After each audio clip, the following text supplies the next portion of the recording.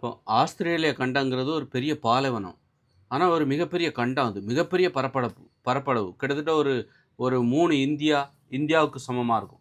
3 இந்தியாவோட பரப்பளவு ஒரு ஆஸ்திரேலியா கண்டமா இருக்கு. அப்படி இருக்கும்போது, அங்க வந்து மனிதர்கள் அங்க 2,00,00,000 பேர் தான் இருக்காங்க. ஏன் அங்க வந்து நெறைய பேர் இருக்க முடியலன்னா, அது ஒரு பாலைவனமா இருக்குது. ஒ ஒரு பகுதி மட்டும் தான் பசுமையா இருக்கு. அந்த பகுதியில தான் ஆஸ்திரேலிய மக்கள் வந்து அங்க வாழ்ந்துட்டு இருக்காங்க. அப்படி இருக்கும்போது, ஆஸ்திரேலியாவ எப்படி நம்ம பசுமையா மாத்துறது? ஏன் பசுமையா இல்ல? ஆஸ்திரேலியா ஏன் பாலைவனமா மாறிச்சு அப்படின்னா, மழையை தருகிற காற்றை வந்து அந்த ஆஸ்திரேலியாவோட பார்டர்ல ஒரு பெரிய மலைத்தொடர் இருக்கு. அந்த மலைத்தொடர் வந்து மழையை தருகிற காற்றை தடுத்து விடுகிறது. அந்த கடல்ல இருந்து வீசுது ஒரு காற்று. மழையை தருகிற காற்று வந்து அந்த ஆஸ்திரேலியா நாட்டின் அந்த பார்டர்ல இருக்கிற மலைத்தொடர். அது வந்து தடுத்துருது. அந்த காற்றை தடுத்து விடுகிறது. அதனால தான் அந்த மலை மட்டும் தான் பசுமையா இருக்கே தவிர, அதை தாண்டி உட்புறமாக அந்த ஆஸ்திரேலியாவோட உட்புறம் வந்து பாலைவனமா இருக்குது. அப்ப நம்ம இந்த காற்றை உள்ள வர வைக்கிறதுக்கு என்ன பண்ணணும் அப்படின்னா, இந்த மலைய தகர்க்கணும். மலைய வெடிய வச்சு இருக்கிற ஆயுதம் இப்ப இருக்கிற வெடிகுண்டெல்லாம் இருக்குல்ல, அத வச்சு இந்த மலைகள சும்மா சொல்றேன். எனக்கு தெரிஞ்ச வரைக்கும் சொல்றேன். இது வந்து நடைமுறைக்கு சாத்தியமா? இல்லையா? அப்படிங்கிறது. ஏன்னா, இப்ப ஆஸ்திரேலியா கண்டத்த நம்ம பசுமையா மாத்தணும். மாத்துனா, அங்க ஒரு 200,00,00,000 பேர் வசிக்கலாம். தாராளமா வசிக்கலாம். ஏன்னா, இங்க பாருங்க, இப்போ உலகத்துல அரேபியா பகுதிகள்ல பாலைவனம். ராஜஸ்தான்ல பாலைவனம். ஆப்பிரிக்காவுல நெறைய இடங்கள்ல பாலைவனமா இருக்கு. எகிப்துலாம் பாலைவனம்.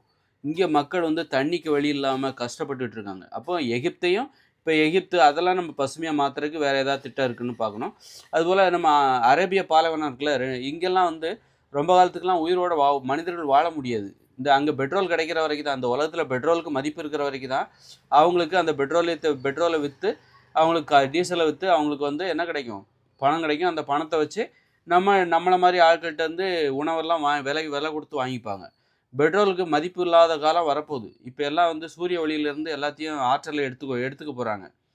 மின்சார பயன்பாடு, மின்சார வாகனங்கள், சூரிய ஒளியிலிருந்து ஆற்றலை உற்பத்தி பண்றது, இப்படி மாற்று அ எரிபொருள் வரும்போது, அங்க இருக்கிற பெட்ரோலியத்துக்கு மதிப்பு இல்லாம போம்போது, அவருடைய வாழ்வாதாரம் ஏழ்மை நிலைக்கு தள்ளப்படும். அவர்களுக்கு அங்கே உணவை உற்பத்தி பண்ண முடியாது. பணம் குடுத்து நம்மள மாரியான நாடுகளிடமிருந்து பணத்தை குடுத்து உணவுப் பொருளை வாங்க முடியாது. அவர்கள் வறுமைக்கு தள்ளப்படுவார்கள். அப்ப அந்த மாரியான மக்களெல்லாம் நம்ம காப்பாத்தணும். இஸ்ரேலு, பாலஸ்தீனம், அப்புறம் வந்து அரேபியா, குவைத்து, துபாய் இந்த மாரி மக்கள் இன்னைக்கு தான் செல்வ செழிப்போட இருப்பாங்களே தவிர, எல்லா காலத்திலயும் அப்படி இருக்க மாட்டாங்க. 2040ல இந்த இயந்திர அறிவியலும் செயலிழக்கப் போகுது. அதன் பிறகு இயற்கையோடு இணைந்த மனித வாழ்க்கை வரப்போகுது.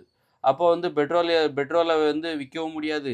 பணம்ங்கிற நடைமுறை கிடையாது. மின்சாரம் கிடையாது. போக்குவரத்து வாகனங்கள் எல்லாமே கிடையாது. இயற்கையோடு இணைஞ்சு வாழும்போது, உங்களால அரேபிய பாலைவனத்தில வசிக்கவே முடியாது. அப்ப அங்க கிட்டத்தட்ட 30, 40, 50 கோடி, 60 கோடி, 100 கோடி மக்கள் வாழ்ந்துட்டு இருக்காங்க. அப்ப அவங்கள ஒரு பாதுகாப்பான, நல்ல பசுமையான இடத்துக்கு கொண்டு சென்று குடியமர்த்த வேண்டிய கட்டாயம் நமக்கு இருக்கு.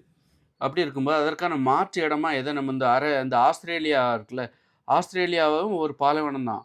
ஆனா, அந்த பாலைவனத்த நம்மளால பசுமையா மாத்த முடியும். ஆனா, அது வந்து பாலைவனம்னா, வறட்சியான பகுதி அப்படின்னு நம்ம சொல்லலாம். பாலைவனமாவும் இருக்கு. அத பசுமையா மாத்த முடியுமா அப்படின்னா, இந்த மலைத்தொடர்கள் இருக்குல்ல, மழையை தருகிற அந்த காற்றை தடுக்கிற அந்த ஆஸ்திரேலியாவின் உள்பகுதிகளுக்கு, ஆஸ்திரேலியா கண்டத்தின் உட்பகுதிகளுக்கு அந்த மழையை தருகிற அந்த காற்று வரவிடாமல் தடுக்கிற, அந்த ஆஸ்திரேலியாவோட பார்டர்ல இருக்கிற அந்த மலைத்தொடர், அத வந்து நம்ம என்ன பண்ணணும், வெடிகுண்டுகள வச்சு தகர்த்துறணும். தகர்த்து, டமால், டிமால்னு தகர்த்து, அந்த காற்ற உள்ள வரவிடணும். வரவிட்டு, அந்த காற்று உள்ள வந்துருச்சுன்னா, ஆஸ்திரேலியா கண்டம் பசுமையாக மாறிவிடும். இத நம்மளால சாத்தியப்படுத்த முடியும். ஏன்னா, இப்ப சீனாவுல பார்த்தீங்கன்னா, அங்கேயும் நெறைய பகுதி பாலைவனமா இருக்கு. அத இன்னைக்கு பசுமையா மாத்திக்கிட்டு இருக்காங்க. நல்ல பசுமையான சீன பகுதியும் இருக்கு. அங்கருந்து ஆறெல்லாம் வந்து நல்ல ஆற்று ஆற்று நீர வந்து இந்த பாலைவனத்துக்கு கொண்டு வராங்க. பாலைவனத்த பசுமையா மாத்திக்கிட்டு இருக்காங்க. அந்த மாரி தான் அப்ப முடியும் அப்படின்னு அவங்க நம்புறாங்கல்ல. அதுபோல நம்ம வந்து ஆஸ்திரேலியாவும் பசுமையா மாத்தும்போது, உலகமே ஒண்ணா சேர்ந்து இந்த மாரி முயற்சிய ஈடுபடணும். 2040 வரைக்கும் தான் நமக்கு அவகாசம் இருக்கு. இயந்திர அறிவியல் தொழில்நுட்பம் நம்மகிட்ட இருக்கு. அதன் பிறகு நம்மகிட்ட இயந்திர அறிவியல் தொழில்நுட்பமே கிடையாது. இயந்திர அறிவியலுமே செயலிழக்க போகுது.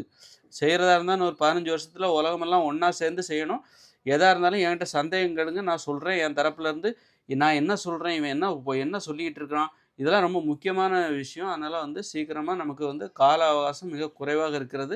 இன்னும் 15 வருடங்கள் தான் இருக்கிறது. தாமதிக்காமல் இந்த இயந்திர அறிவியல் தொழில்நுட்பத்தை பயன்படுத்தி எதிர்காலத்து இயற்கையோடு இணைந்து 2040க்கு அப்புறம் வரப்போகிற இயற்கையோடு இணைந்த மனித வாழ்க்கையை எதிர்கொள்வதற்காக முழு வீச்சோடு இந்த உலகம் முழுக்க ஒன்றா சேர்ந்து நம்ம போராடணும். அதற்கு தடையாக இருப்பது மூட நம்பிக்கைகள். மதத்தை ஒழித்தாக வேண்டும், சாதியை ஒழித்தாக வேண்டும்.